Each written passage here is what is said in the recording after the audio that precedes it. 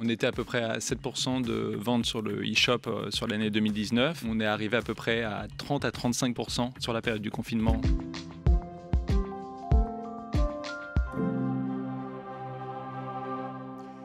20 boutiques sur 80 contraintes de fermer du jour au lendemain. Ce sont des produits considérés comme non essentiels. Mais en un mois à peine, ils avaient déjà rebondi. Question de survie avec Pylone. Vous allez voir comment une société familiale réagit, s'adapte, réinvente son modèle à vitesse grand V, et ce, grâce au digital. Arthur Benazra, bonjour. Bonjour, merci de me recevoir. Bienvenue sur le plateau de Way. Vous êtes le directeur retail de Pylone, et comment le retail survit, c'est ça qui nous intéresse.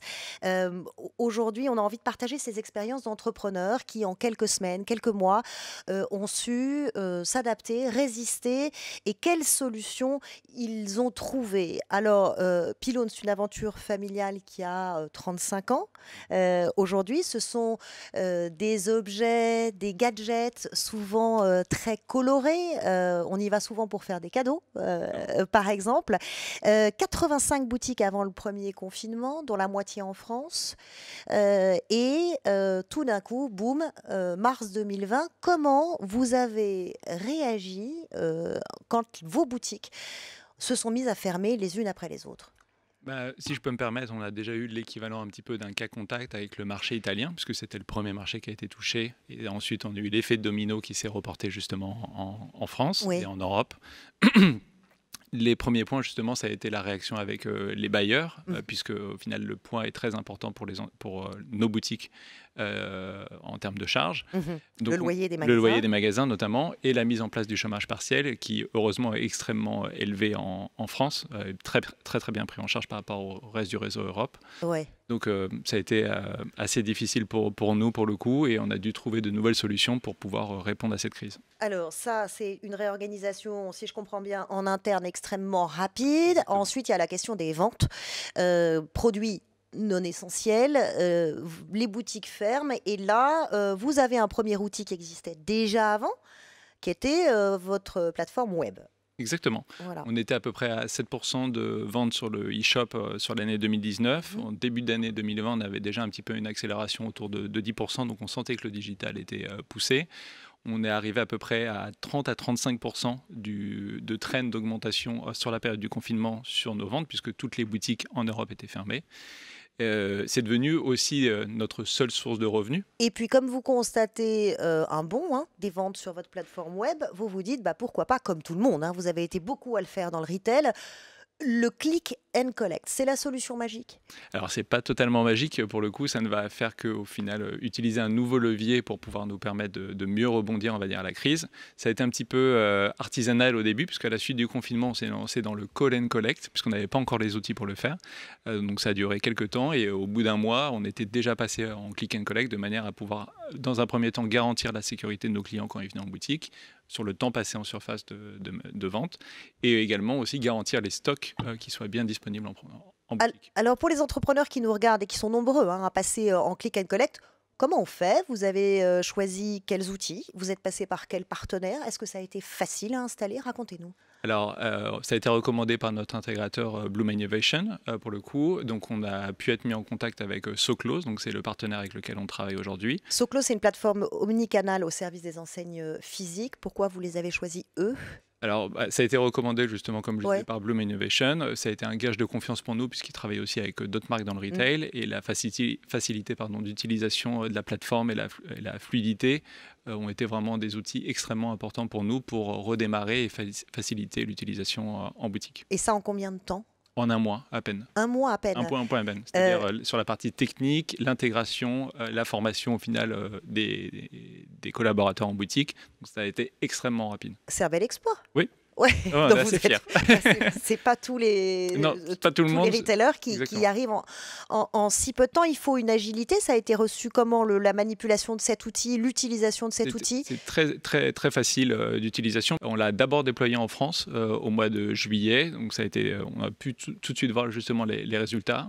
Et ensuite, on l'a déployé sur le réseau Europe. On est quasiment au bout justement de la finalisation de l'intégration du logiciel. Alors, si ça a si bien marché, c'est peut-être parce que vous avez eu l'intelligence pense parallèlement au même moment de développer un autre outil en interne sur tout votre réseau de boutiques qui s'appelle Community. Racontez-nous. Alors Community, au final, on avait déjà une réflexion en amont, en interne, de se dire quelle serait la méthode la plus optimale et la plus agile pour nous de pouvoir communiquer au siège, avec les boutiques et entre les boutiques.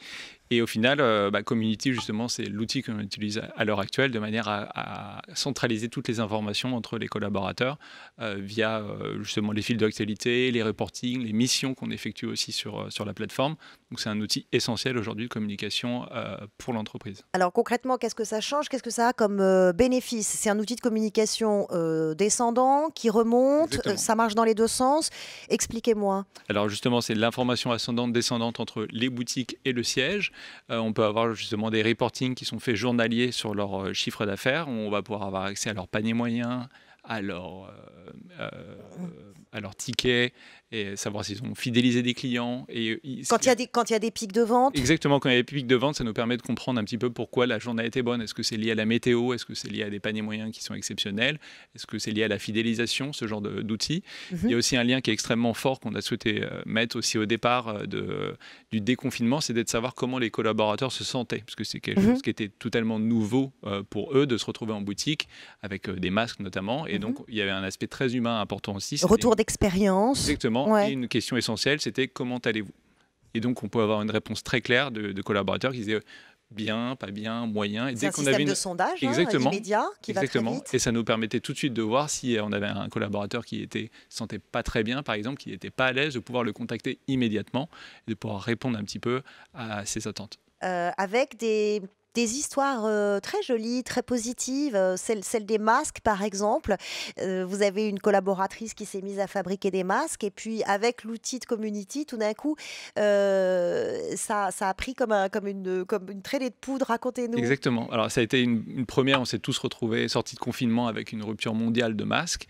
Pendant ce temps-là, nous, on a eu l'idée justement de récupérer des nappes avec le motif palette, qui est un de nos top-sellers en boutique. Et on a de la chance d'avoir vraiment des as de la couture en interne et de se dire, tiens, on va fabriquer nos masques pour équiper nos collaborateurs. Et via Community, on a pu partager à la réouverture les masques qui étaient utilisés par nos équipes. Et ce à quoi a servi aussi l'outil, justement, c'est qu'on a eu un tel succès des masques qui étaient portés par nos équipes en boutique, qu'on a eu des clients qui sont venus nous voir en disant « Waouh, vos masques, ils sont vraiment géniaux, est-ce que je peux en acheter ?» Et donc, à la suite de quoi, on a pu justement utiliser la plateforme en demandant aux équipes quels étaient les motifs qui étaient les plus demandés par les clients, qui nous a permis ensuite de lancer le développement du produit, pour lequel on n'avait pas une légitimité première, puisque c'était quelque chose qui était autour du sanitaire pour le coup et de l'hygiène. Donc à la suite de quoi, on a pu lancer justement ces masques qui sont aujourd'hui un top-seller dans nos boutiques. Donc, si je résume, Community, c'est à la fois une meilleure communication entre vos équipes, entre les équipes et le management, une meilleure performance des boutiques et aussi de mieux répondre aux attentes des clients. Exactement. Ouais. L'avantage aussi, que c'est un outil qui est, on va dire, entre les boutiques, puisque les équipes entre elles pouvaient communiquer via la plateforme en, par exemple, donnant des conseils, des tips pour faire des ventes. On a notamment, par exemple, un accroche-chat qui est actuellement vendu aux boutiques, qui est devenu un accroche-masque, puisque ça faisait partie des choses qui étaient remontées par nos clients. Donc ça, c'est essentiel que, en plus de ça, on ait les boutiques qui soient capables de communiquer entre elles sur des partages d'informations. Donc cet outil, ce qui est un outil Salesforce, définitivement adopté. Totalement adopté à 100%, c'est extrêmement facile d'utilisation. L'intérêt après, ça va être justement, une fois qu'il est adopté, de bien le structurer de manière à pouvoir répondre à toutes nos demandes en interne, puisqu'on a différents services sur lesquels on a des communications qui vont être très variées, que ce soit le merchandising, les vitrines, les services techniques, tout l'aspect commercial, de manière à ce qu'il n'y ait pas forcément une déperdition de communication et d'informations pour les équipes, puisque à l'heure actuelle, comme on doit réduire les plannings, ils se retrouvent très souvent seuls en boutique. Et donc, du jour au lendemain, si ça n'est pas la même personne, il faut qu'ils soient capables encore plus. de retrouver la même information. Click and collect, Community. Le problème, on le disait en introduction, c'est que pour tous les retailers qui nous écoutent, c'est qu'on est dans la problématique des produits essentiels, non essentiels. Combien de temps ça va durer, on ne le sait pas.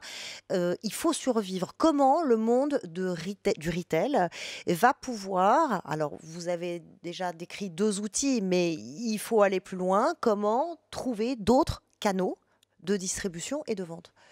Bah, la difficulté pour nous, en effet, comme on le disait, le cœur de métier de Pylone, c'est le retail. Oui. Donc, dans un premier temps, à l'heure actuelle, on est obligé d'avoir des négociations avec les bailleurs de manière à pouvoir pérenniser justement nos boutiques.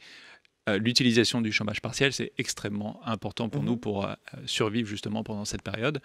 L'autre idée, évidemment, c'est d'aller sur des marketplaces. Alors, vous avez décidé d'aller sur la marketplace de La Redoute. Racontez-nous pourquoi eux et comment ça s'est fait. Alors, La Redoute, pour le coup, c'est une référence en France qui a réussi justement, elle aussi, à être remise sur les rails via le digital. C'est assez drôle, justement, aujourd'hui, qu'on puisse voir aussi La Redoute sur des points de vente physiques. Donc, on se retrouve là-dessus avec l'omnicanalité, pardon, qui est très claire aujourd'hui. C'est important que ce soit une marketplace française. Bien sûr, Ouais. bien sûr, pour démarrer et aussi on va dire Pourquoi? Pour une question de confiance, de... de confiance dans un premier temps et puis surtout de reconnaissance de la marque au sein du marché français. Ouais.